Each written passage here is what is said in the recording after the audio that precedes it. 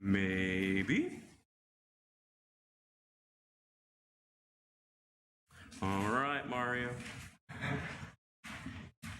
My IT guy, where are you?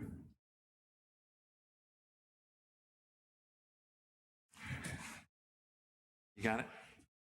Thank you. Too much blocking it. Thank you.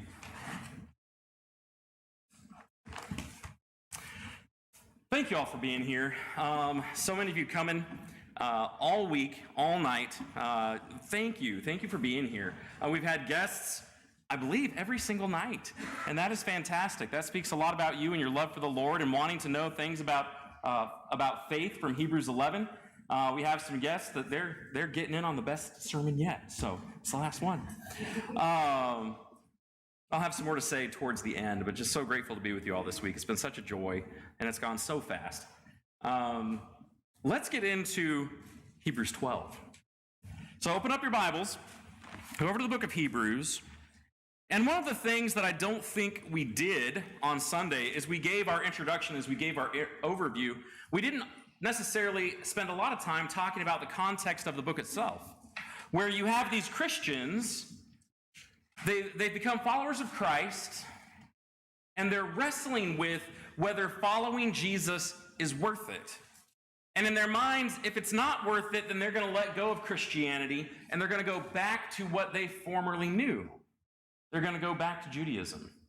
And so the Hebrew writer is trying to make the case that Jesus is better. He's better than everything. You know, he's better than angels, and he's better than the priesthood, and he's better than the sacrifices, and we have a better kingdom. And he's trying to say, look, if Jesus is better, then why would you let go of what's better? Don't let go of what's better. And what we've been looking at in Hebrews chapter 11 is he's trying to make the case that all through history, there are these people who by faith have seen better things. And they're willing to sacrifice the here and now in order for what's better, right? And so we've gone through this week, and we've looked at several different individuals, and we've gone back to look at their historical context. We've talked about Sarah, and we've talked about Abraham, and we've talked about the generations of Isaac, Jacob, and Joseph, and last night we were talking about Moses. There are more. I mean, from cover to cover, you're looking at people of faith, right? And there are also examples of people who failed to believe, people who fell back and let go and settled for lesser things. And so from cover to cover, you can see that. And what we pointed out on Sunday as we kind of wrapped up chapter 11 in our overview, you get this summary of all of these people who did things by faith. Look at verse 35 of 11. Women received back their dead by resurrection. Some were tortured, refusing to accept release so that they might rise again to a better life. Others suffered mocking and flogging, even chains and imprisonment. They were stoned, they were sawn in two, they were killed with the sword. They went about in skins of sheep and goats, destitute, afflicted, mistreated, of whom the world was not worthy. Wandering about in deserts and mountains and in dens and caves of the earth, all of these, though commended through their faith, did not receive what was promised, since God had provided something better for us, that apart from us they should not be made perfect. And what he's saying is all of those people of faith were looking forward to the day of Christianity. They were looking forward to the day when Jesus would sacrifice himself and fulfill all of the promises and the shadows of the Old Testament. And his atoning blood would take care of everybody on both sides of the cross, history-wise. That apart from Jesus, nobody is going to be right with God. And so they're looking forward to our day. And then you get to chapter 12. And it's important to set up that context because chapter 12, verse 1 starts with therefore. Therefore, since all of these people did all of these things by faith, they endured and suffered all of those things. Therefore, since we are surrounded by so great a cloud of witnesses, let us also lay aside every weight and sin which clings so closely, and let us run with endurance the race that is set before us, looking to Jesus, the founder and perfecter of our faith, who for the joy that was set before him endured the cross, despising the shame, and is seated at the right hand of the throne of God. Consider him who endured from sinners such hostility against himself, so that you may not grow weary or faint-hearted. In your struggle against sin, you have not yet resisted to the point of shedding your blood. Tonight we're going to spend our time working through those 4 verses, and we're going to try to keep it as simple as we can. I'll try not to chase too many rabbit trails, but no promises. I'll do my best. But we're going to look at least 9 points about the victory of faith. 9 points about the victory of faith. Let's back up to verse 1 and make our first point. Therefore, since we are surrounded by so great a cloud of witnesses, let us lay aside every weight and sin which clings so closely. I used to, when I was younger, have a picture in my head of what that cloud of witnesses looked like. So I want you to think, what does that look like to you when you imagine a cloud of witnesses? And what I used to think had to do with something that I experienced when I was, between 10 and 12. Tonight, over the Lopez's, we were playing foosball. We're down on the table soccer. Elias put up a good fight. Valiant effort. He lost. Not saying anything about that. But I played soccer. I played soccer for 6-7 years. And where I lived in Oregon, the track coach would recruit from the soccer teams. And so you're 10, 11 years old, and the high school track coach would start inviting some of the soccer players to come run for him. But those of us that only ever played soccer, we never ran track. Never ran track. And so he took us to the high school, the high school for a field day. And all of our families came out, and they were sitting in the stands. They're trying to tell us how to stay in lines. You don't do that in soccer. You're right up on the guy and tripping him. You don't do that in track and field. And so they set it off, and there were some people from church that came to watch. And there was one lady, and she's taking pictures. And so as I'm running by, I remember them cheering, and she's taking pictures. And later, she showed me her pictures after they were developed, and I felt so bad. Because I didn't stay in my lane. I didn't know. I was just trying to beat the kid next to me. But she took the picture, and I'm halfway in his lane, throwing back, running, and he's looking at me and she caught it on camera. And I wasn't paying attention to any of that. My coach said, go from here to here, and so I did. But in the stands, I could hear people cheering. And in my head, that's what I pictured about Hebrews 12:1. That you're competing in some kind of event in a stadium, and you have all of these believers, all of these people of faith from previous generations cheering you on. That's what I had in my head. It's totally wrong. That's not what this is. Because this is what he's describing. What he's describing is more along the lines of you're in the locker room in the middle of an event, and you're getting a pep talk, but you're not getting a pep talk from your coach. You're getting a pep talk from all of these people who have successfully lived a life of faith. And they're telling you, you can do it. I know it's hard, but you've got to get back out there. And Sarah's saying, remember what I did. And Abraham's remember what I did. And Moses is remember what I sacrificed. And you have all of these people who have successfully lived lives of faith, and they're sharing their testimony with you to encourage you to finish well. That's the picture. Does that make sense? That choke you up a little bit to realize that's what their lives are doing. As you read through the Bible, that's why they're there.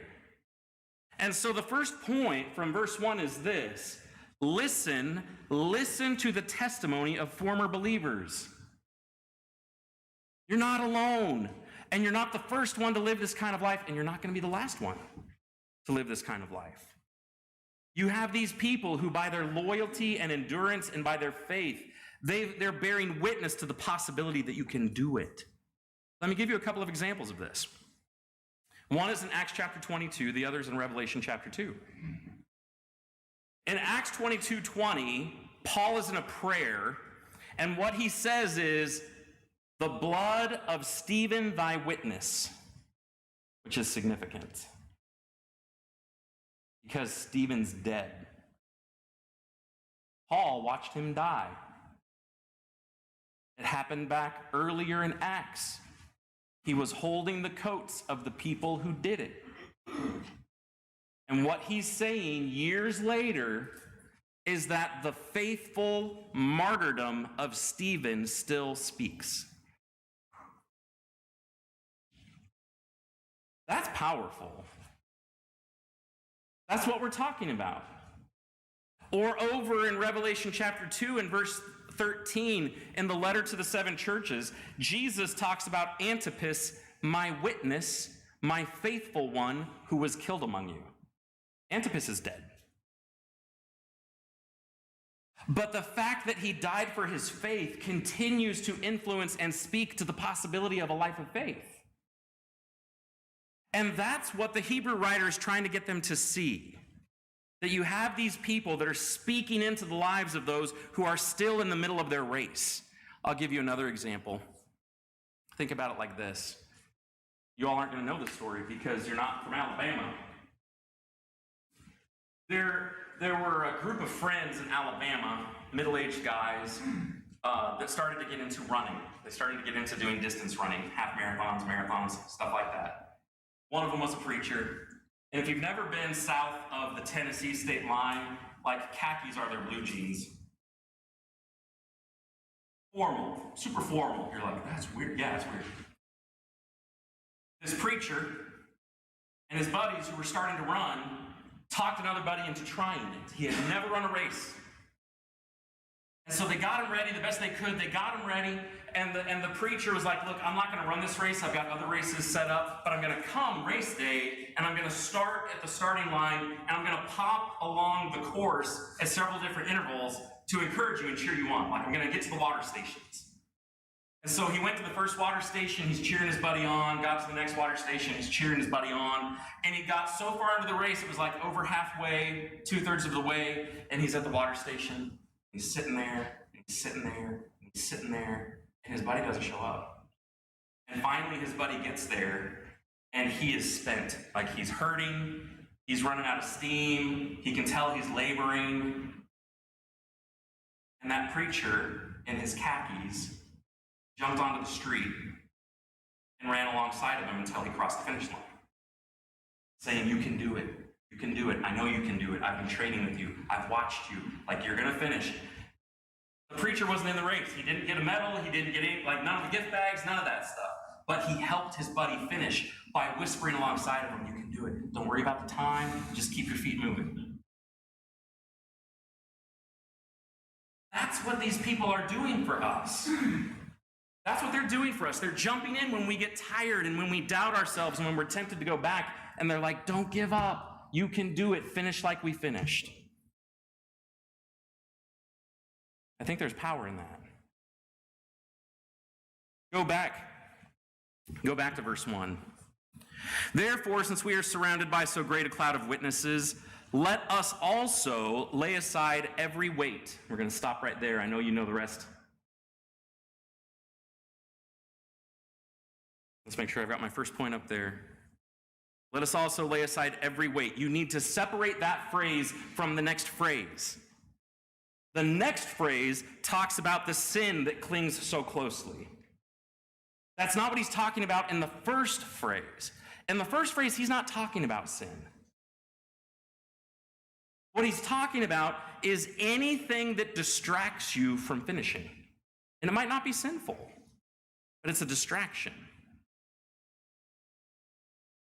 Do you understand the difference between the two? Because it's so easy to get distracted by things that aren't necessarily sinful, but in the long run, at the end of the day, when your life is over, they're really not going to matter. They're really not going to matter. And it's little stuff. But in the moment, it feels like big stuff. And several times this week, we've talked about keeping a heavenly focus. That means keeping a heavenly focus and realizing when that stuff is just a distraction, when it's not super important. And let me give you an example. Kids, don't run with this. Okay? I don't want to hear Mr. Jeremy said. There was a young man who was still in school. He hadn't graduated high school. He was in a freshman, sophomore year of high school. And he was trying to get his homework done. And he was very studious. He really wanted to do well. He was working hard, but there was a class that he was struggling in. So he was working on it, trying to bring his grade up. He was really stressed out about it. And one night, his dad came into the room and realized that his son wasn't doing his classwork. He's like, "What are you doing? I thought you were trying to bring your grade up." And he's like, I am, but I need to get my Bible lesson done. And his dad said, "You really need to bring that grade up. Get your book back out." Good dad is a good dad. But in that little moment, what did he just say? That grades, you're not getting into heaven by your grades, and everyone said amen. He said that grades were more important than spending a little bit of time getting ready for Bible class that week. And what happens if you do that week after week after week after week? Then you've been distracted by things that in the long run really don't matter. Right? And we can do that in any number of ways. And it's in those little moments. We need to catch those little moments. Again, go back to the picture of people that train, especially ultra runners and all this other stuff. The things that they will do to make them feel lighter. Some people will train with heavier weights. Like there's this crazy thing. When I was in Alabama, I loved and I hated the guy. There was a high school teacher, and he was an English teacher. He's a good friend. I vacationed with him. He's like, "I need to get in better shape. So this is what I'm going to do. I'm going to ruck."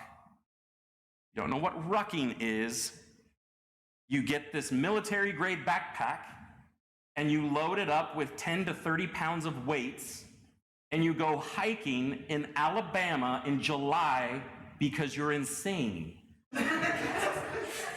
And you do it with a bunch of other insane people, and halfway through you decide you want to drop and do like 50 push-ups with 30 pounds on your back in the middle of downtown Birmingham because you're insane. And their whole mentality is, if I can learn to do this with extra weight, then when it comes time to live real life, I'm going to feel like free as a bird. More power to them. Like, he took me out a couple of times, and I was like, "You are insane." But he doesn't do that every day. He doesn't go around and teach his class in the middle of the school year with 30 pounds on his back. Like, he doesn't live life that way. He takes the weight off. Right? How crazy would it be? How crazy would it be to be running a marathon and doing it intentionally with your training weight still on? Like, that's a distraction. It slows you down. And so he says, get rid of any habit or any distraction that hinders your run. That's the point of that second phrase. If there's something that's slowing you down or keeping you from faithfully following Jesus, get rid of it. Kids, that doesn't mean stop doing homework. Okay? It just means you keep it in its proper perspective. And parents, we need to hear that. If my kid never goes to college but makes it into heaven, praise God. If they do the best that they can at school and never get anything higher than a C, I'm fine with that as long as they're in heaven. We need to think about what we're telling our kids about what's most important. And we need to reevaluate our lives that way too. Now, the next phrase, let us lay aside every weight and sin which clings so closely. He describes something that's going to ensnare your feet and trip you up. It's going to make a mess of your run. Now, let's jump metaphors here for just a second. Jump from a running metaphor to a cycling metaphor. When you've got a bunch of cyclists and they're all going down the road and somebody makes a mistake and they fall and they take out like 20 other people at the same time, and it's just chaos on the street and everyone has to stop, like that's sin. That's sin. It's when you're trying to truck along and you're not paying attention and you get ensnared and stuck and grabbed by sin, and it makes a wreck of your life and everybody else around you. He says, if there is sin that you're aware of, get rid of it. And it's right there. Like, it hangs so tight. Get rid of it. The next phrase in verse 1, let's keep up with this. The next phrase in verse 1, let us run with endurance the race that is set before us. There are 2 points to make here. And we've already made this point. Run with endurance. We've talked about how faith endures. And I want to look at a separate passage just for a second. So put a marker in Hebrews 12 and then turn back in your epistles to 1 Corinthians chapter 10. 1 Corinthians chapter 10. And let's make a point about endurance. In chapter 10 and verse 13, Paul makes this statement. No temptation has overtaken you that is not common to man. God is faithful, and he will not let you be tempted beyond your ability, but with the temptation, he will also provide the way of escape that you may be able to endure it. And there are 4 really helpful promises in this verse that lead to endurance. Okay, so let's just look at it for a second. Really, this should be developed in its own lesson, but it's so closely tied with endurance, I wanted to share it. The first thing that he says in verse 13 is, no temptation has overtaken you that is not common to man. He's saying, you're not alone when you're tempted. You're not the first one to be tempted this way. You're not going to be the last one to be tempted this way. Satan's trying to convince you you're the only one. You're the only one in your church that struggles with this. You can't talk to anybody about it. Don't share. Don't confess like it's just you. And you buy that lie, and you sit and you stew, and you get worse, and you get depressed, and you get shy, and you turn in on yourself, you get desperate, you do dumb stuff. And Paul's like, you are not alone. You're not facing anything that isn't common to other people. And there's comfort in realizing that. Now, that's not justification. I'm not saying that it's okay that that's going on, but that means you can reach out to others because there's help. There's help. There's somebody who's been wrestling with it longer, and maybe they've learned how to overcome it. And at some point, you're going to talk to somebody who's just getting started with it, and you're going to be the one to help them. But that only happens if you believe the truth that you're not alone and you open up your mouth and talk. That is such a scary thing when you've been listening to the lie that you're alone. It's so scary to first open your mouth and say what it is that you're struggling with. I think that's the blessing of confessing our sins to one another that you may be healed. Open up your mouth and talk. Okay? So the first promise in 1 Corinthians 10:13, you're not alone. The second one is what we've been talking about all week. We sang about it. God is faithful. Keeps his promises. We need to know that God is faithful.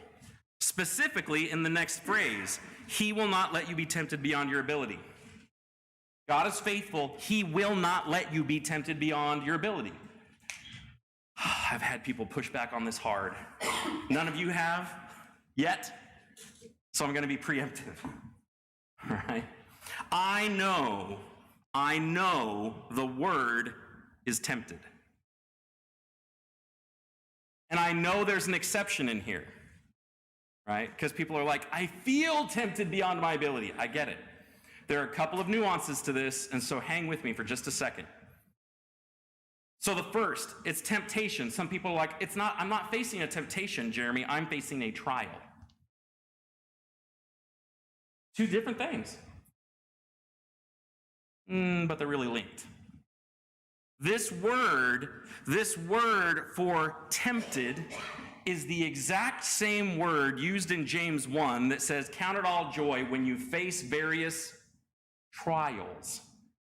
Same word. Now, I realize the context helps us understand the nuance in that. I get that, but it's the same word. Context determines which way you interpret it. So if that's not good enough for you, I'll give you another one. Trials lead to temptations. In a trial, you are tempted to respond a certain way. So they're linked. So if someone wants to say, Jeremy, God actually does let me face things, trials, beyond my ability. Okay, here's the next nuance. The whole context of the verse is, he will not let you face that beyond your ability with his help. He will absolutely let you face something that if you try to do it on your own, you're going to drown. And how many times, like this week, I've heard it so many times where people have been like, man, if it hadn't been for God, I don't know how I would have gotten through that. That's right. If you try to do it without God, you won't. You can watch it all around you as people try to work through their lives, work through their hurts, work through their pain, and they try to do it without God, and it doesn't work. But with God, he doesn't let you go beyond anything that you can't handle with his help. We used the illustration of spotting already this week, right? Same thing. It's from this verse. The idea that God is like the partner in the gym spotting for you as you lift. He is not going to let you go beyond what you're able to do. He is not going to let you get hurt irreparably. So the first promise is you're not alone. The second is God is faithful. The third promise is God is helping. He's helping you. And the fourth, leading into our point of endurance, is that with the temptation, he will also provide the way of escape that you may be able to endure it. The fourth promise is there is always a way to overcome with God. There is always a way to overcome with God. That way might be hard. That way might be scary. That way will include sacrifice. But there is always a way to overcome what you're facing with God. There's always a way to endure. So as we talk about endurance from Hebrews 12, I want to make sure that we went over to 1 Corinthians 10 because I find that verse really, really helpful. Now come back to Hebrews 12 and verse 1. Let us run with endurance the race that is set before us. We're going to get even more specific on that. Some versions will say, run with endurance the race that is set before you. You realize we're all running the race of faith, but your race might look different from somebody else's race. Like you're still called to faith, and your goal is to please God, and you want to cross the same finish line, but your race is going to look different from somebody else's race.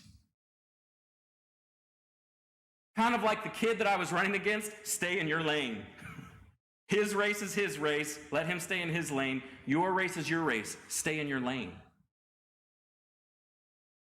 Don't compare your race to somebody else's race. It's not fair. You focus on what God has given you to do. It's not a competition. And it's not about saying, well, my race is so much harder. Look, their hard is hard. It's hard for them. It might not be the same hard for you, but their hard is hard. And I'll give you an example. You know, back when we were living in Indianapolis, when we just had Keenan, Cooper, and Whit, and Sabina, when Sabina came along, I wrestled with that. You know, you slip into self-pity like no one understands the heart of my heart, you know? And you'd get to church, and some young family with 2.5 perfectly healthy kids would be like, man, it was so hard getting out the door today. Sorry we're late. And inside I'm like, cry me a river. Like, I had 2 special needs kids. One we have to carry out and buckle up. The other one can't tell us when he's wet his diaper. Like, and we're here on time. I wasn't right. It wasn't right. For them, their hard was hard. It's not a competition. It's just not. And my hard was my hard. And there are people that had it harder than me, and their hard was hard too. You know, my race of faith looked different than what they were doing. And what we had to learn is, look, if their life is easier than you, then you rejoice with those who rejoice. And there's going to be a season when their hard gets really hard, and you're going to weep with them and they weep. And everyone's going to take turns with that. So don't compare. Run the race that's set before you. Okay? Run the race that's set before you. The next point, going into verse 2, what we're doing is looking to Jesus, the founder and perfecter of our faith. Founder. We don't use that word a lot unless we're talking about a corporation or a business or something like that. Maybe another word to use that might help us is pioneer. The pioneer and the perfecter of our faith. You think about the pioneers that went out west And they're forging the trail, and they're blazing the trail, and if you want to go now, you can still see the ruts of some of their wagons in the ground, all that stuff. And they're going out there, the pioneers, right? Jesus, when it comes to perfectly living a life of faith, was the first one. The first one. He's the first one that did it. So he's able, like, if I want to know how to do this well, I'm going to look to the one that did it perfectly. I'm going to look at Jesus. He did it. I want to copy his example and stay, like, if he was the first pilgrim, I'm going to keep my wagon in his ruts. Like, I'm not deviating from that. But he's not just the first one to go. He finished. Like, he got there. He's the perfecter of our faith. Jesus placed all of his faith in God and submitted to his will regardless of the crucifixion. So if I want to know how to do it well, I'm going to focus on Jesus. Continuing in the verse 2. Looking to Jesus, the founder and perfecter of our faith, who for the joy that was set before him, he endured the cross. What joy would lead him to endure crucifixion? Like, we do that with our kids. If we make something and we're trying to help them be healthy with the meal, and we make them some vegetables, Brussels sprouts. Thank you, that wasn't on the menu this week. Thank you. I would have eaten it and I wouldn't have used it in this illustration. But that didn't happen this week. And when we put something like that on the table, what do we do for the kids? Look, there's something to enjoy on the other side. There's dessert. There's something. And we give them something positive to help them get through the hard thing. Jesus, as he faced the crucifixion, looked past and through the crucifixion to something joyful. What could be so joyful that he'd be willing to endure that? And I just want to share a couple of verses. John chapter 15 and verse 11. Talking to the disciples. These things I have spoken to you, that my joy may be in you, and your joy may be full. Jesus' joy has to do with disciples. John 16, 20 through 24. Truly, truly, I say to you, you will weep and lament, but the world will rejoice. You will be sorrowful, but your sorrow will turn into joy. Something's going to change. John 17 and verse 13, but now I am coming to you, and these things I speak in the world, that they may have my joy fulfilled in themselves. What is he talking about? In the context of that section of John and the high priestly prayer, Jesus is anticipating the crucifixion, and he's anticipating separation from the disciples. But he wants the disciples to know, I've overcome the world, and I'm going to prepare a place for you, and I'm going to bring you to be with me. The joy that he was anticipating was all of the people that would benefit from salvation because of his crucifixion. All of the people that would finally get to be in God's presence because of his atoning sacrifice. And it could only happen, that reality could only happen if he went through the crucifixion. And so he didn't say that it was going to be easy. Actually, he wept over it. Like, it was hard, and he sweat drops of blood, and he didn't want to do it. But he went through it because he knew on the other side of it, there'd be so much joy in the presence of God for all of the people that were ushered in through salvation. So he did it. We need to do the same thing. We can acknowledge that our heart is hard. We can acknowledge that sacrifices are sacrifices. But there's joy to be had on the other side. That we're pleasing God, and we're going to get to be with him, and we get to celebrate eternity with all of God's people, and that we're in Christ, that we're changing and growing. There's joy on the other side. And I'll say something about joy. You have to choose it. It doesn't just come naturally. You have to choose it. Anna's Instagram handle, she got Instagram while we were living in Indianapolis. And her Instagram handle is joyfully chosen. Very intentional. She got Instagram while we were taking care of the boys, and they were really struggling. And she had to choose joy. Like if we just focused on the way life was and how hard the hard was, there wouldn't be much joy. But we had to look for joy. Like there were things to be joyful about even in the middle of hard things. You have to choose it. And Jesus chose to see the joy on the other side of his suffering.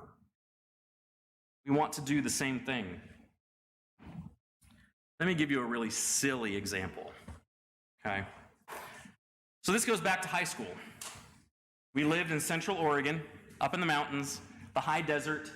It was really dry in the summer, but we got snow. We were only about half an hour to an hour away from a couple different ski resorts. And it was my senior year of high school. And I really wanted my Letterman's jacket. I did not want the letter. I didn't want all this other stuff because I just wanted my jacket to be plain. I didn't want it to be adorned with all this crazy, like that was, to me, that was tacky. Just wanted clean lines. So my parents made getting the jacket the goal that I had to reach. I couldn't just go buy a jacket. I had to wait, and I had criteria I had to meet. And they made it really special. You know, there was a sporting goods store about 3 hours away in Salem, Oregon, through the mountain pass, where my parents went to high school. And so they took me to the same shop they got their letter jackets from. And I got to order my Letterman's jacket from the same shop that my parents ordered it from. But it was a custom jacket. It was custom colors. There weren't any other schools in the area that had that. And so it was a special order, and it took several weeks to get in. And so we placed the order. This is before everyone was buying stuff on the internet. That wasn't a thing. It's before cell phones, like the mobile phones were as big as a brick and plugged into your cigarette lighter, right? So we had to drive down, look at the catalog, pick out the jacket, drive back home, and wait several weeks. Finally, the sporting goods store called us and said, hey, it's coming in on this day. So excited. I'd met the requirements that my parents had set to get the jacket, and we jumped in Dad's super cool, beat-up, banana yellow Chevy Love. Ugly truck. Stick shift, no heater. And we started driving, my dad, my brother, and I, to go get the Letterman's jacket 3 hours away across the mountain pass, and it started snowing. 45 minutes outside of our town, the truck broke down. And I was sitting there so frustrated because I knew what was going to happen. I knew. Like, it just made sense. We were going to wait for a cop, and a cop was going to come along through that mountain pass, and Dad was going to ask for a tow truck, and Dad was going to ask the tow truck driver to take us 45 minutes back into town, and I'd have to reschedule the trip after he paid money to fix the truck. And so I'm sitting there fuming, man, this isn't fair. Oh, no. And my brother's like, well, you just chill out. And I'm like, no, you don't have to wait, work so hard, blah, blah, blah, blah, blah. Cop pulls up, Dad orders the tow truck. I'm like, oh, so frustrating. Tow truck pulls up, and Dad tells him to hook it up and tow us all the way into Salem, Oregon to get to the store before they close so I could get my jacket that day. What tells you something a whole lot about my dad. Because he was not frivolous and he didn't throw money around if he didn't have to. But my dad knew how hard I had worked and what I had been doing, and he wanted me to experience the joy of receiving what I had worked for.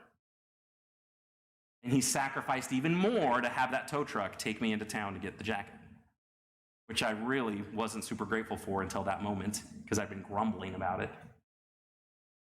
That's a whole lesson for fathers right there. But Dad understood something about going through strenuous things because of the joy that you anticipate on the other side.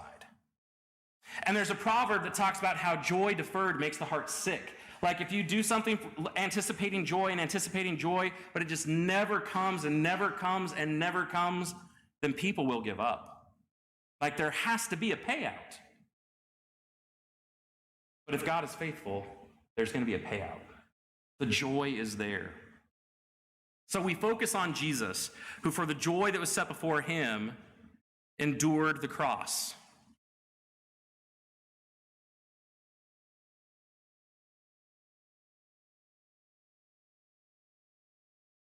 Now, that's not the only thing that he did. Jesus, who for the joy that was set before him endured the cross, despising the shame. I'm not going to spend a whole lot of time on this. You guys can develop this more in your own study. And I think we've talked about quite a few things last night when we talked about Moses. Sometimes as you endure, you're going to go through things that the world looks at and they're like, why would you ever endure that? Like, that's not fun, that's not pleasant, that's not pretty. And they look at you and they're like, that's horrible. So like the death of Jesus, that was a criminal's death. Why would he come down and die a criminal's death? Such a shameful thing. And Paul talks about that and their perspective on that in 1 Corinthians chapter 1. Paul emphasizes it in Philippians 2. Like, that was a shameful death, and Jesus chose it. He knew that's the way it was going to go. But he was willing to do what the world saw as shameful because of what it would accomplish for our good. And so we need to be willing to disregard. We need to be willing to disregard those things.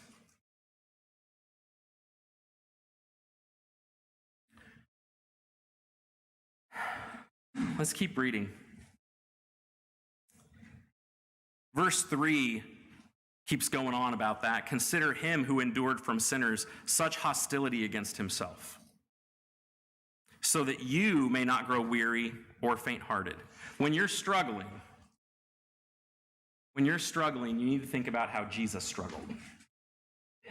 And the point that he makes in verse 4 is, when you consider everything that Jesus struggled, in your struggle against sin, you've not yet resisted the point of shedding your blood. When you're struggling, think about Jesus for a second, and then think about you, and compare. Does it match up with what Jesus did? The answer is no. I don't know anybody that went through what Jesus went through. When you're really struggling, compare your race with Christ's. Does it really compare? Let me go through a list of verses here for just a second. I want to talk about Jesus and I want to talk about Paul. So with Jesus, just from the Gospel of Luke, we don't have to go to any of the other Gospels, but just in the Gospel of Luke. In Luke chapter 8 and verse 53, they start laughing at Jesus. In Luke chapter 16 and verse 14, the Pharisees ridicule and mock Jesus. In Luke 23 and 36, the soldiers start to mock Jesus. In Luke 23:11, Herod and the soldiers start treating him with contempt, abusing him and mocking him. In Luke 22, verse 63, they're holding Jesus in custody, mocking and beating him. The Son of God. That's how they're treating the Son of God. I have not endured that in my race yet. I haven't endured that. I've never shed my blood for my faith yet. Let's jump over to Paul. In Acts chapter 17 and verse 18, as he's interacting with a group of people, they say, "What does this babbler have to say? This fool, what is he going to tell us about religion and about God?" In Acts chapter 17, the same chapter, later on in verse 32, when they heard him talk about the resurrection, he's talking about the resurrection. It says, some began to sneer. They're lifting up their nose and they're like, this guy. They're rolling their eyes. You believe it? This guy's talking about some being bringing dead people to life. What he says in 1 Corinthians 1 and verse 18 is that the word of the cross is folly to those who are perishing. They hear about the Son of a God who's willing to die. He's willing to let people mistreat him like that in such a dishonorable way. That is nonsense. I mean, you think about the other mythologies that were out there. The deities didn't do that. The deities went and did heroic things and big feats and proved their strength and wisdom and might and cunning and all of that stuff. They don't condescend to letting their creation kill them. And so it was just foolishness when they heard Christians talking about Jesus that way. In Acts chapter 26, verses 24 and 25, someone actually said, "Paul, you're out of your mind. Much learning has driven you mad." They're like, "You've lost it. You are crazy. You're Looney Tunes. You've been studying so hard, something has snapped inside of you." Have you ever heard somebody say that? I have not endured what Jesus endured, and I haven't even endured what Paul endured. And you could go over to 2 Corinthians and read a list of the physical things that Paul suffered. And that is a list, right? I haven't gone through any of that.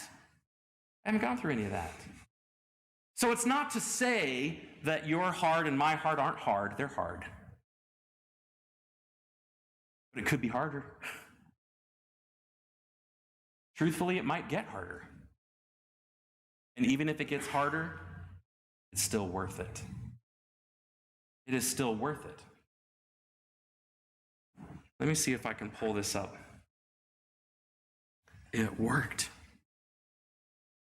Maybe.